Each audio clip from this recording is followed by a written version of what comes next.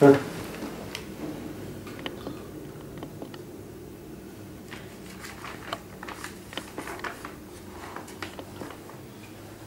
Palevi İlim, Kültür, Yardım ve Dayanışma Derneği tarafından Şeyh Said Palevi ve 46 arkadaşın mezar yerlerini devlet tarafından yerini tespit edip ve yerlerini ailesine teslim etmesi için imza kampanyası başlamıştır. Elazığ medrese hocaları, başkanları, vakıflar başkanları, dernekler başkanları, milletvekili ve sivil toplum örgütleri ve kanaat önderleri imzasını alarak meclise gönderilecektir.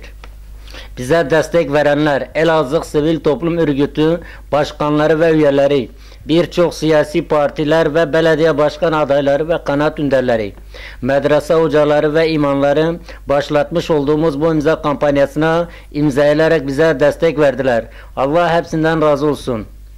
Toplamış olduğumuz imzaları Türkiye Büyük Millet Meclisi'ne, Cumhurbaşkanlığa, Başbakanlığa göndererek Şeyh Said Palevi ve 46 arkadaşın mezar yerlerini devlet tarafından tespit edip ve ailelerine teslim etmesine rica ediyoruz. Şeyh Said Palevi Peygamberimiz sallallahu aleyhi ve sellemin neslinden gelen bir seyittir, ehli beytindendir. Biz Cumhurbaşkanına, Başbakanına ve milletvekillerine biz diyoruz ki siz Peygamberimiz sallallahu aleyhi ve sellemi seviyorsanız, ehli beytinden olanları seviyorsanız onların mezar yerlerini mezarlığa çeviriniz ki biz gidip onların üzerinde